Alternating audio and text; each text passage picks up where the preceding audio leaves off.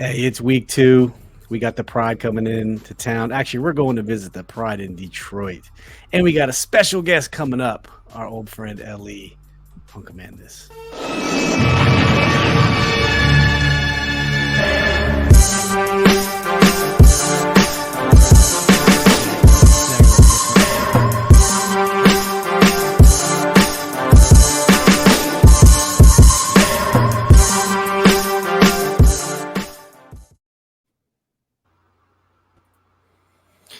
Welcome, Mr. L.E. from The Washington Commanders Commanders Declassified podcast. Declassified, formerly known Yeah. as WFT Declassified. Now they are the Yeah. Washington Commanders Declassified. How are you, man?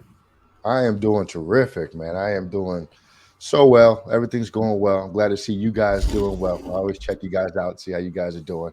Glad to be back. Thanks for having me. And let's get to it today. Yeah, it's week 2. First off, real quick, let's just catch up. What did you think about week 1, man? Overall impressions? Let me tell you something, man.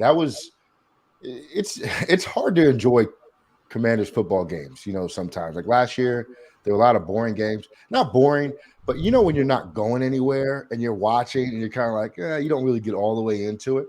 It felt different week 1 for me. Like I felt like I was watching something that might matter, if not now, then very, very soon. And so that really got me into it. I found myself cheering harder than I have in a long time. And I don't know if that's just because we have like a bona fide quarterback, even if it's not like, Patrick Mahomes. It's a guy that can officially play the position. Yeah. So that was very exciting. Seeing Gibson in the role that I think most people thought that he was drafted to perform, actually like lighting it up out there was great. And then to have all of the receivers just functioning in the offense was outstanding. I think somebody messaged me on Twitter and said, something to the degree of, remember when we had like Isaiah Wright as our wide receiver too, Oh, man. Dante Inman or Dontrell Inman. It's like, Right. gosh, look. That was your guy, though. That was your guy, Inman. That was your guy, man. That was your guy. Man, we really did have some slim pickings back Man, we did. at receiving core. Who was the other big guy? Number 12, 13, big tall dude, like Cam Sims light. Oh, who was that? I forget. Yeah. You know what I'm talking about? Made a couple like beautiful catches, had some good injuries. We're not talking about Harmon, are we? Not Harmon. Malcolm Kelly. I don't know. Man, it'll come to me. Yeah. Dodson, maybe. No, real talk. He wasn't on the team that long. Dodson. You don't remember? AGG. Real tall, skinny. Man, it's gonna kill me. Marco Mitchell. I don't know. I'm lost, man. Marco Mitchell. I'm gonna look it up. Maurice Harris. No, that was 2020, was it? That was like 2018, 2019. Yeah. I'm just saying, you go back a couple years, man. We really had some bad selections at wide receiver that we were dealing with. I'm glad that's over with, man. And it looks like it's going to be over for a long time. I mean, Terry's here for a while. Dotson's a rookie. You're getting at least 4, if not 5 years there. Shoot, man. We got Curtis Samuel. We'll see what happens with him, this offseason, because this is year 2 of his 3-year deal.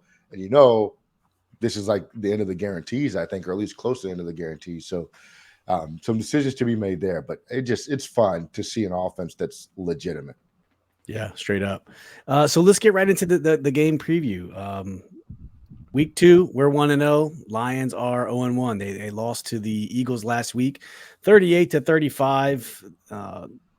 It was a little bit of a blowout for a while at that Philadelphia Eagles game. At the most, I want to say it was 31-7, and then the Philadelphia, the second and third quarter, just monsters. They scored 24 in the second, 14 in the third. And the Lions just had a steady flow of points, 7-7-7, and 14 in the fourth, ended up losing 38-35. But they put up a good fight against the Eagles, or the Eagles defense just couldn't, I didn't watch the game. They just couldn't hold them. But they, if you paid attention to the Lions, let's just talk about their depth chart a little bit. Jared Goff, Dev seems to think Jared Goff was a good quarterback in LA. I like to give that credit to Sean McVay. Yeah. He just because Stafford got in the Super Bowl, Goff got to the Super Bowl, so They're on the same level, right, Dev? You're big Jared Nah, Goff fan. they're not on the same level. But I mean, he did get to the Super Bowl, man, and he played better in it than Stafford did. Yeah. Stafford just won. I mean, he played better. Yeah. Would they have 2 interceptions and a fumble or something? Anybody else do that? They don't win Stafford? Super Bowl, man. Yeah. But you know what? He had the game-winning drive for the win, Oh, and he's that's always all gonna everyone thinks he's about. always gonna win it if it's the end of the game, man. He's like Eli Manning in that regard. He's gonna win every time. Yeah. If he got the ball at the end of the game. He's gonna Straight win. up. But they also have one of our former alum at their backup, Nasty Nate Sudfeld, as their backup quarterback. Nasty Nate. Nate Stradamus. Yeah, let's just go to the depth chart real quick. Jared Goff at quarterback, DeAndre Swift at running back with Jamal Williams right behind him. Amon-Ra St. Brown, DJ like Chark, him, by the way. Josh Reynolds, TJ Hawkinson at tight end. No real big names on their offensive line beside Penei Sewell. I think we were eyeing him a couple years ago in the draft. Their left tackle is Taylor Decker. Going to defense, Michael Brockers is a big name that stands out. Of course, Aiden Hutchinson coming out of Michigan, basically a hometown boy. Other than that, and Jeff Okudah, if you guys remember Jeff Okudah coming out of Ohio State, very highly touted cornerback. I don't think he's gotten the burn that everyone thought he was going to have coming out in 2020, I think. But yeah, that's the lines for you. So Ellie, what are your thoughts on the 2022 lines? Who, if you had to summarize the 2022 lines, if you've probably taken a look at that a couple times already, what would you say that they are? They're hype beasts, man. That's what they are to me. They got the hard knocks going. They still haven't figured out the quarterback position. I don't care what you say about Jared Goff. He is not the answer in Detroit. And I think they're just waiting until this upcoming season to draft a guy. My family's from Detroit, so I check in on them too. And right. Look, that defense is not good. Aiden Hutchinson last week had almost no impact on the game. I know it was his first game as a rookie, but he did literally nothing.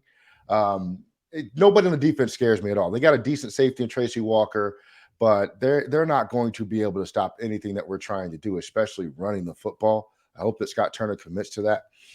In terms of their offense, Amon-Ra St. Brown is a dog. I like him. He is a dog. I like him. Yeah, he gets it done. But, and I think they'll be creative enough to where Jared Goff can get him the football. And if you saw our defense last week, there are certainly going to be opportunities. Their running back Swift has been banged up, but I think he's expected to play. Yep. He's going to have a good day against us. That's reality because of what our defense looked like last week. So you can't make a lot out of the first week of the season, because a lot of teams looked upside down. But I think at least you can tell that the Lions are not there yet. I think they're building their program, and they've come along, but they're not there yet. And everybody says, "Oh, the Lions are tough because they played the Eagles tough." Well, the Eagles looked bad. It wasn't like the Eagles looked great and the Lions hung with them. The Eagles looked kind of bad last week. So I think that the Lions are probably where the Jaguars are, or maybe a little bit worse, because at least the Jaguars have their quarterback position solidified. And I think the Jags have more playmakers on defense, especially on the D-line, than what the Lions do. So I think this should be a statement game for Washington. We should have no issues with Detroit. Good teams, they do routine things routinely, right? You beat the teams you're supposed to beat, and you can lose to the teams you're supposed to lose. And yeah, I think you're right, bro. This is one of those games that it should be a victory. There should be no question about it. Dev, what do you think about the 2022 Lions, man? When you give their roster a quick look, I agree with LE, man. I think that I didn't see anything crazy that made me scared of Aiden Hutchinson last game. One game though. I am scared of Amon St. Ra in the slot destroying Juice. Man, if you I don't know if you got a chance to watch any of the all 22 clips that I guess Chris Cooley did one on Sheehan. There's been a couple on Twitter of watching them guard the slot, man. He was open. There was about 4 times that he was open, just running. The slot receivers was running down the field open, and the quarterback for the Jaguars is just terrible. He just didn't see it, or we got bailed out by Payne, who basically saved 3 touchdowns. I counted in the just half of stuff I watched, because he was getting ready to throw to the guys open. He would smack them every time. Yep. But I'm scared of that, because they do have Williams. they do have Amon St. Rod to run at receiver, and they're all fast. So I'm kind of scared of the 35-point games that they just put up. I'm scared of that could happen. I don't hear you, Steve. I'm sorry. Same thing that you said, Dave. 35 points against the Eagles to their Eagles 38.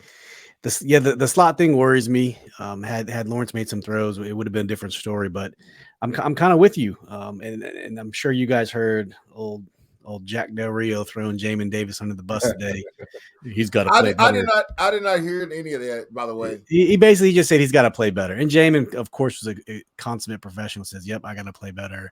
You know, it would just be nice to see some coaches take some responsibility. Like, I got to coach him up. I got to work with him. He's going to be better. But instead it was finger pointing. It was, Jamin's got to be better. I noticed, I was listening to Chris Cooley bring the particular play everybody talks about where he got lined up on Kirk.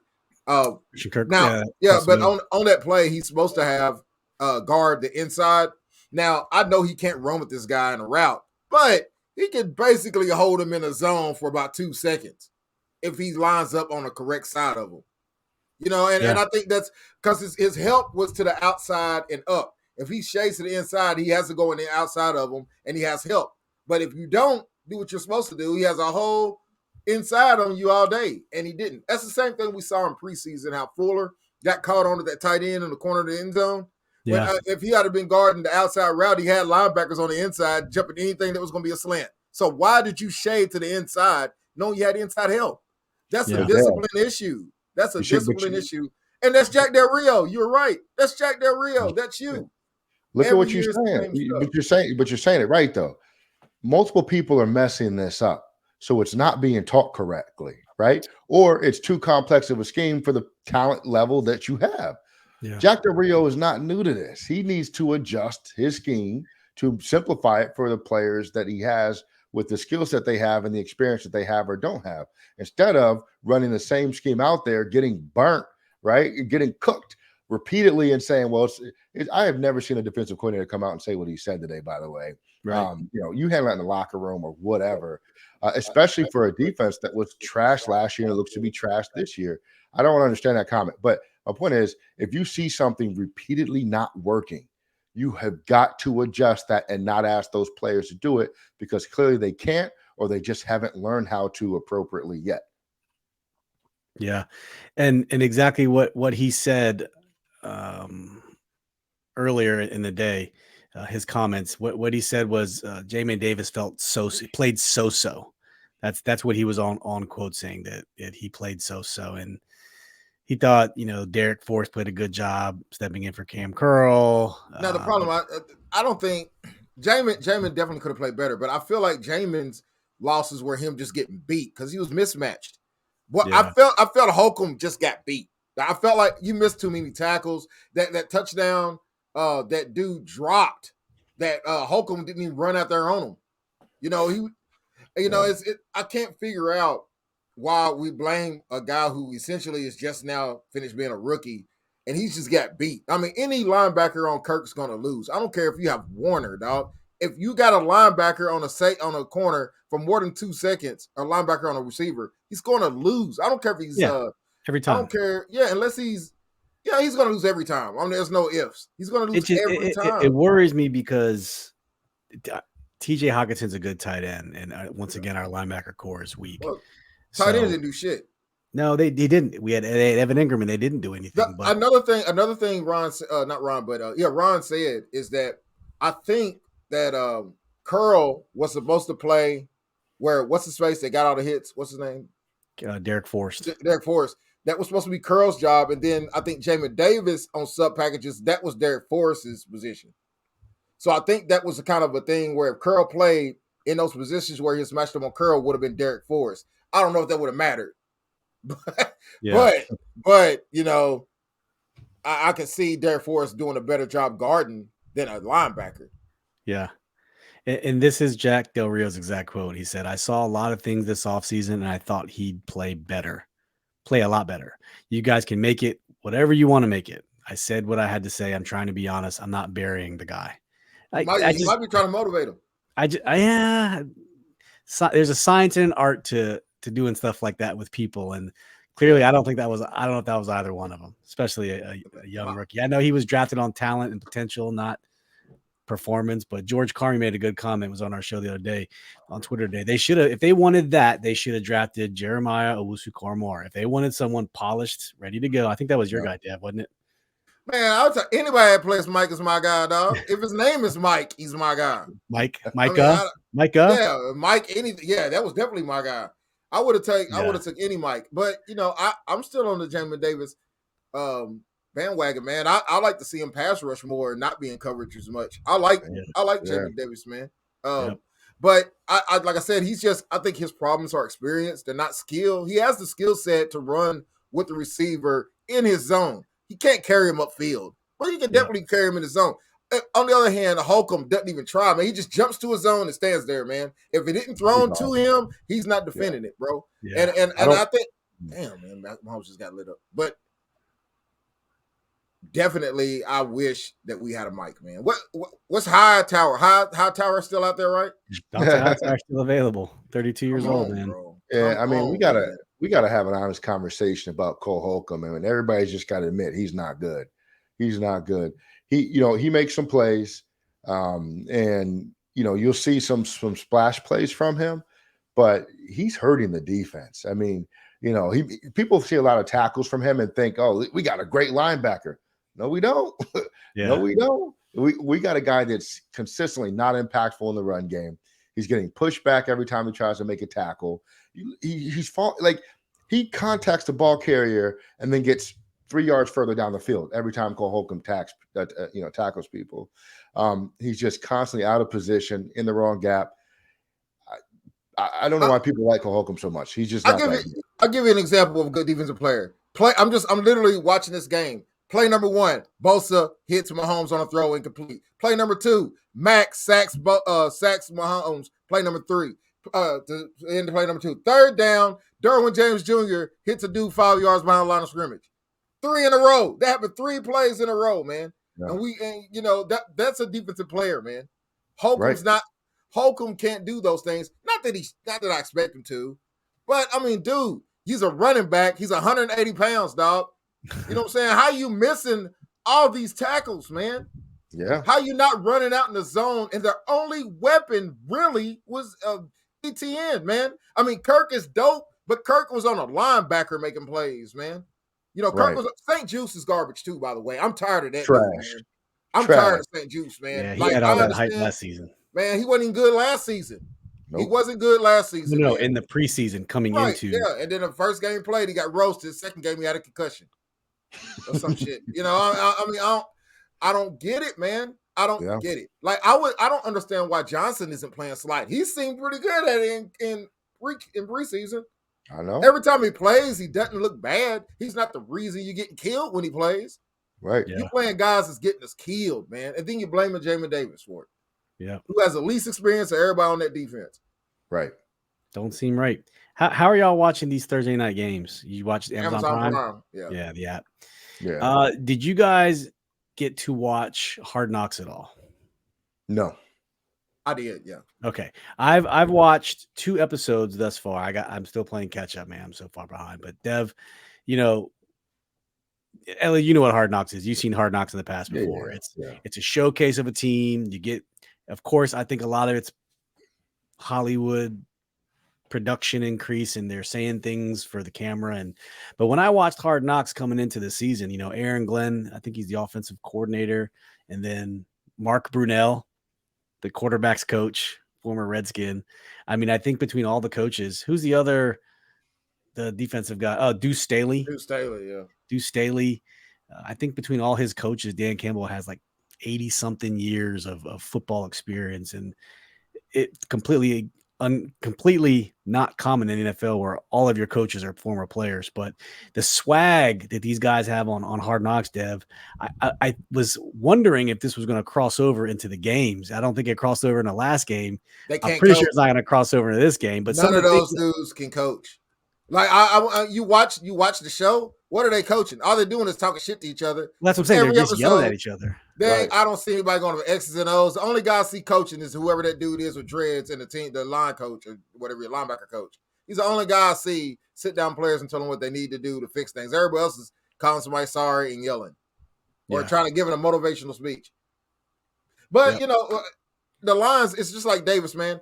The end product is what I'm looking for. Last year, I called McCain terrible. In the last 6-7 games, McCain was one of our most consistent players, man. So I don't mess with McCain anymore. You know what I'm saying? I mean, that's how it works. I'm all prepared to say the same thing about Jamin and Holcomb. It's the end product that matters. Somebody said this to me at the Corvette plant today, man. They said, hey, man, nobody cares about the conveyor belt. They only care about the end product. They don't care about what goes on the conveyor belt, man. That's true. And that's the way it is with football, man. We only care about the end product, man. But what I'm trying to say is, having in the 2.5 episodes that I watch, they hype up Aiden Hutchinson and they hype up Williams. What's Williams' first name? Jamal Williams. Yeah. They hype him up, even though he's not the primary. DeAndre Swift is elite, but they hype them up.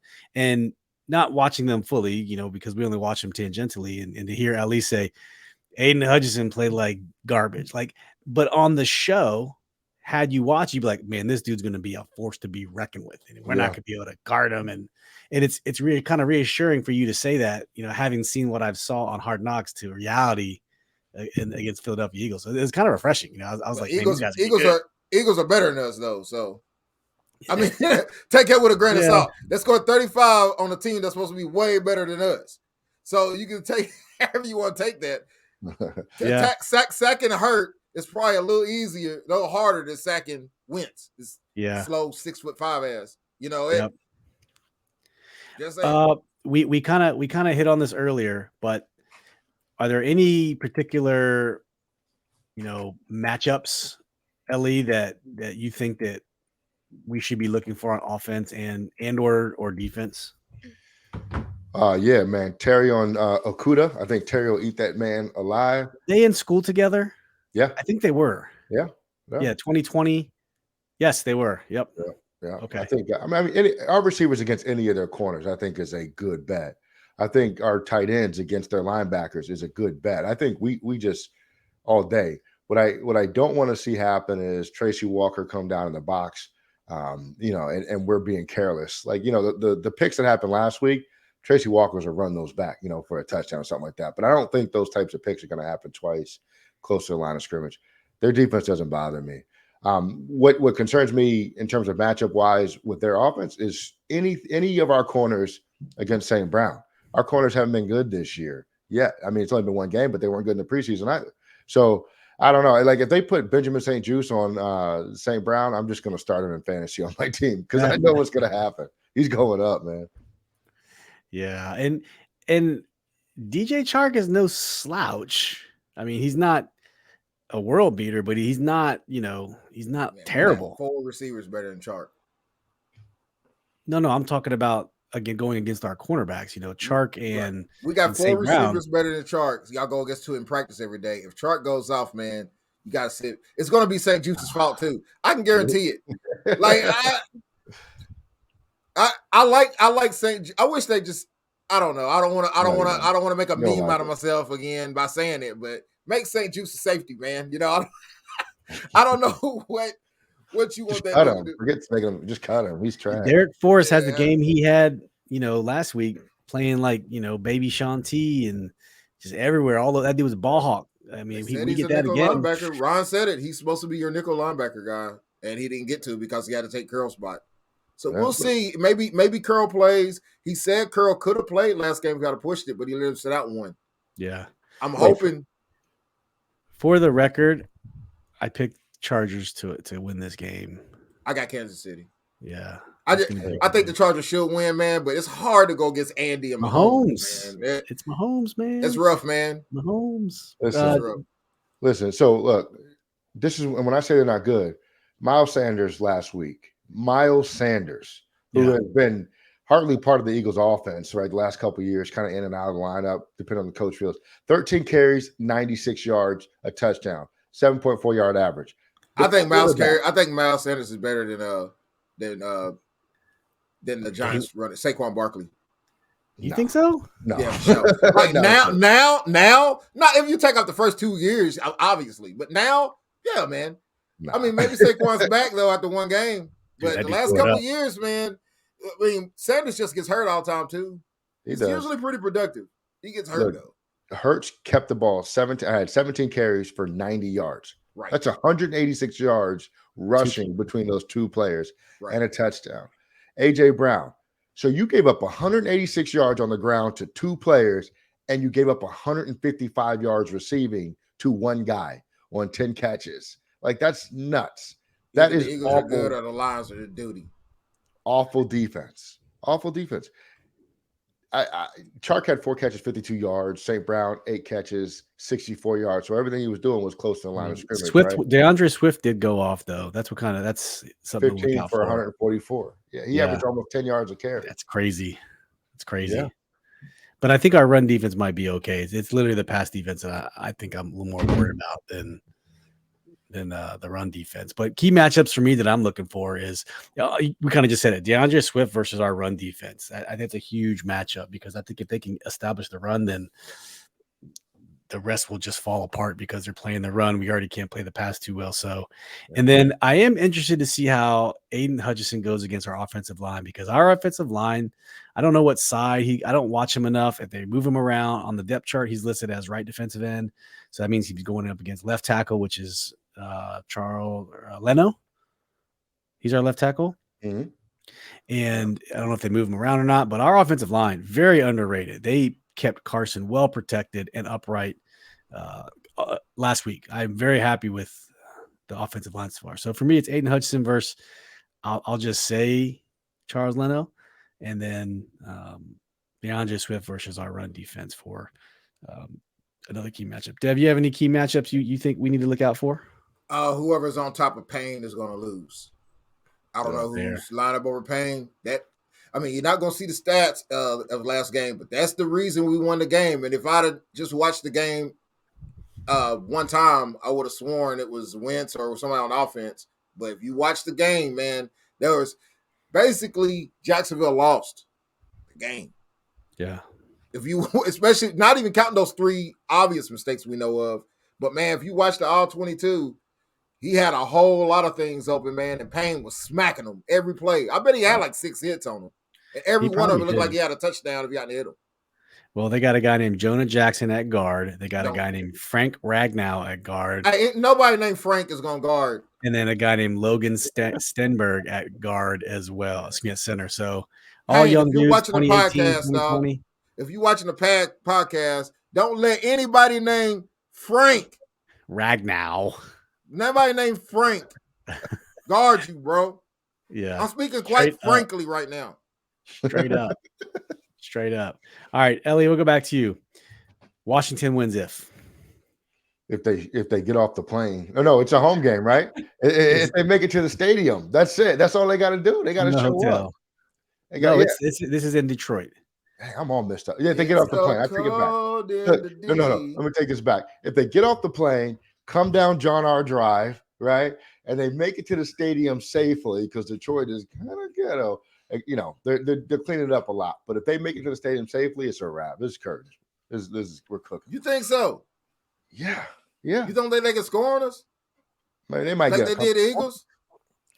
Look, I think we're gonna run the ball. I think Scott's gonna. I don't believe this, but I want them to run the ball. I want Scott to be like, "Hey, we should really, really concentrate on the run." Even though we were almost 2-1 past the run last week, I want them to commit to running the ball, because Detroit's run defense is awful. Their rookie had 1 tackle assist last week. He didn't even have like a whole tackle by himself. That's it. I'm not worried. Just run the ball, though. Run the ball. Keep it out of St. Brown's hands. That's it. Yeah, that's fair. Dev, what about you? Washington wins if. Don't turn it over. That's my only thing. We can't do. Trayvon Walker made a hell of a play. I'm not blaming all of that on Wentz, that screen interception. The out you threw late and stared the receiver down, I do. But yeah. I mean, every quarterback throws a bad pass here or there. I'm not mad at. He's not known as an interception guy. A guy turns it over a lot, so I'm not that concerned. But one thing about Wentz that everybody knows is that he thinks every play is a touchdown. Yeah. Like that's a good thing, something we always wanted, because we had, check down Kirk.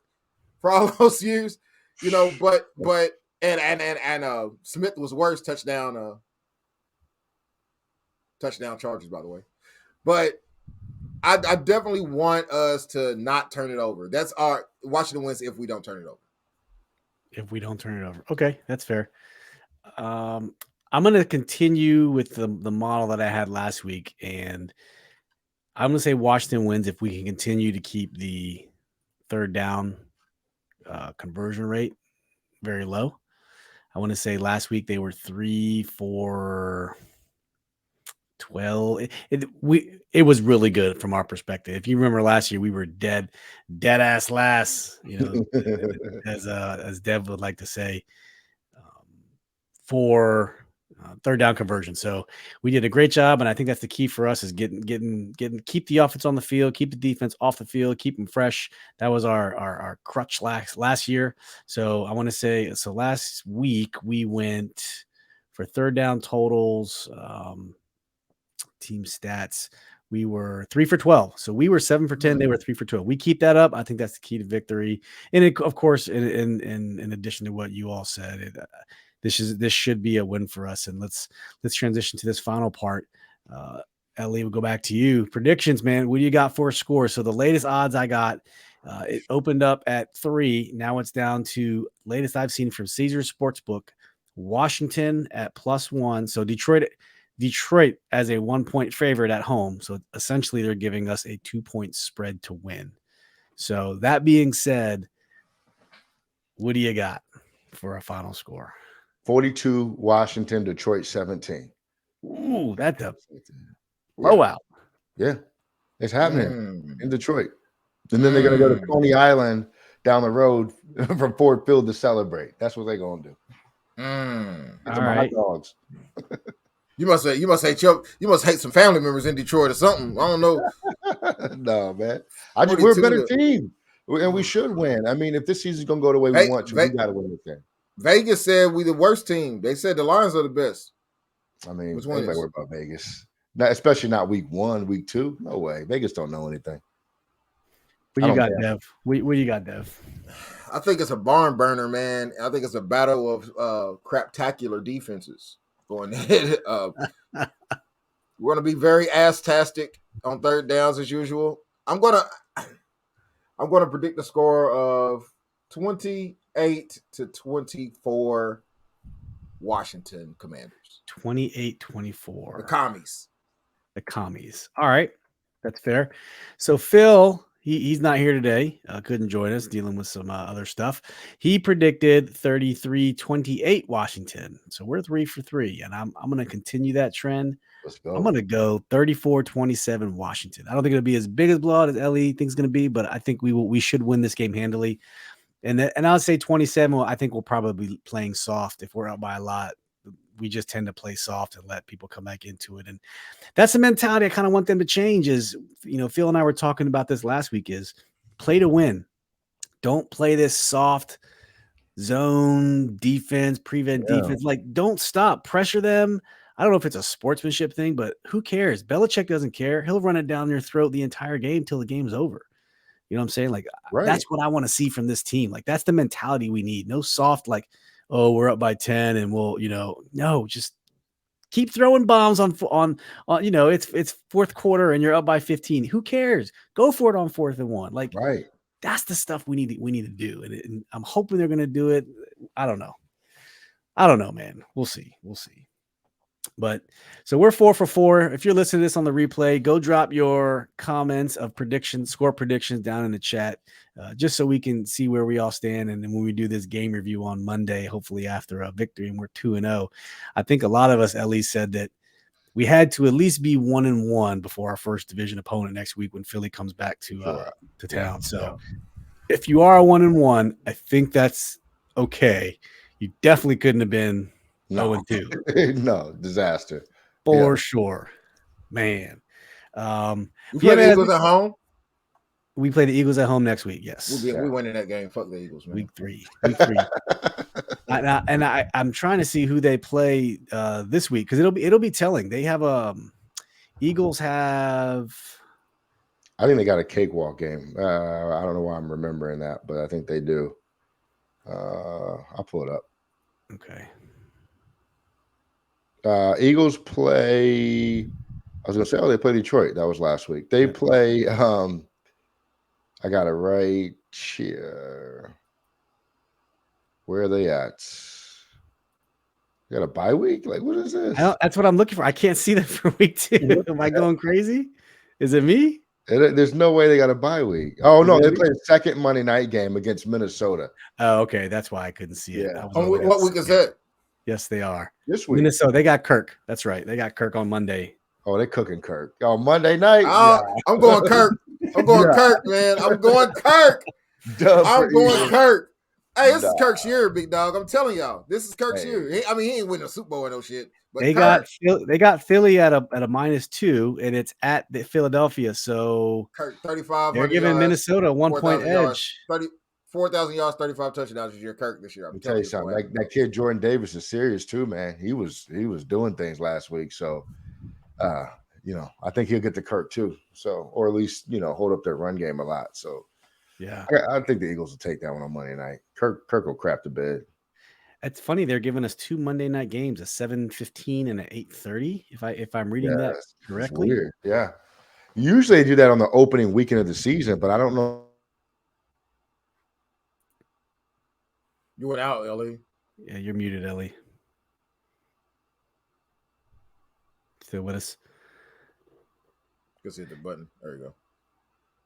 And I don't know why they chose to do that the second week of the season. I don't know. I think you're right. It usually is the first week because they just roll out all the games. The more prime time, the better. But yeah, I feel you. All right. Well, hey, as we close this thing down, Ellie, we want to thank you for taking the time out to kicking it with us to do this game preview. And once again, you're no stranger to us, no stranger to people listening to this show. But go ahead and tell everyone where we can find you guys at.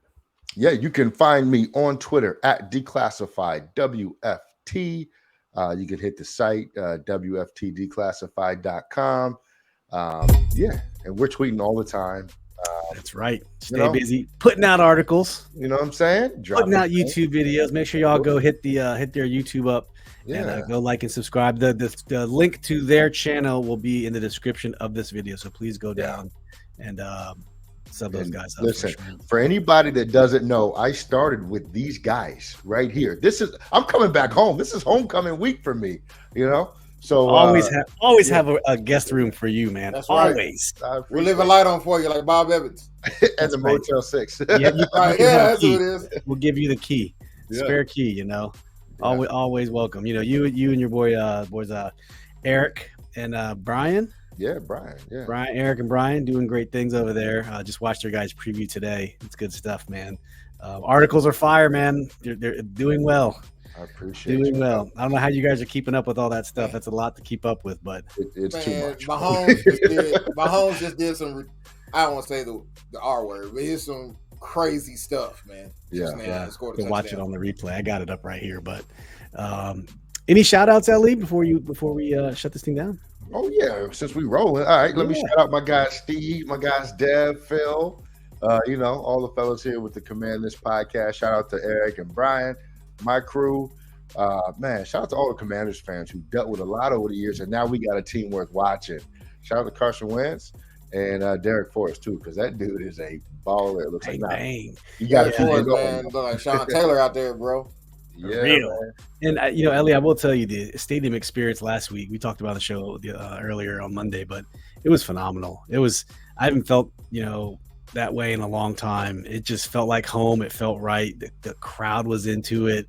Wasn't a lot of Jags fans, so thankfully we had that going our way. Yeah, it was just electric. The rebrand, everything's brand new. Like it was on point. And the true test will be next Sunday versus the Eagles, because that it's already sold out. That thing's going to be a sea of green. Rocking. I was at the Eagles' last home game last year. There was not a Commanders fan in sight or a WFT fan. I mean, it was bad. Like the Eagles were like just drowning out the stadium, and we still had something to play for in that game. I think, didn't we? Like it was still like we had a chance. I think it broke the right way. It didn't. But I think that put the Eagles into the playoffs. It did. Yeah. And Hurts folded the following week, but Yeah, all good. Hey, Dev, any shout outs, man, before we close it down?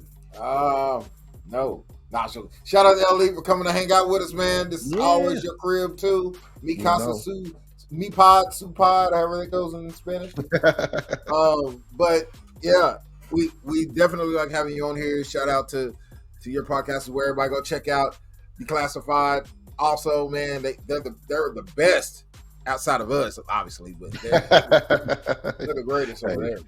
You guys are number one. I agree with that. Right. We're just doing our thing, so I appreciate you guys. Shout out to Phil, man, doing this old lady a great deed. So he couldn't be here today, you know. Oh, he's doing a Nick Cannon? Yeah. He's over at Nick Cannon. he's over there like he hit us up like on Harlem Nights, like I ain't coming home, you know. Hey baby, I ain't coming. Tell your mama I ain't coming home. That's how basically that's kind of how it went. Yeah, that's how it went. Like, you coming on the pod today? Nah, man, I ain't coming on the pod, man. I got something else to do. Oh man. But, so yeah, this will be fun. I'm not sure what we're gonna do for Sunday morning. I don't know. Maybe we'll do a Twitter Space thing or something that it's all the rage these days for some pregame join. Desmond wanted to do some Twitter Spaces in a while. So Ellie, I don't know if you ever play in that area, but I think we might start dabbling in some spaces here on Twitter. It's kind of fun, you know. You get that. I want to do it on Sundays before the game. Like that's what I'm saying. Maybe we'll try that this Sunday. It's low impact. You don't got to jump in front of a computer. You can do it from your phone. So maybe we'll do that. Hit me, man. You know, I'll be around. Yeah. Check us out also, everybody, on Pornhub. That's why our stream is also. Hey, shout out to LE and the Declassified crew. Of course, always LE, and you know. Love talking to you, man. Good friend.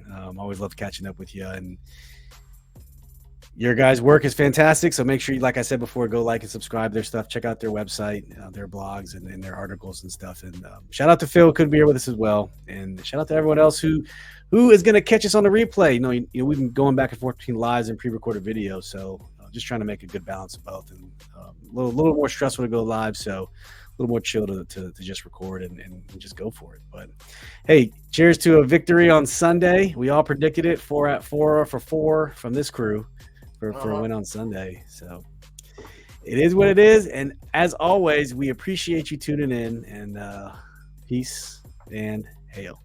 Soul Train.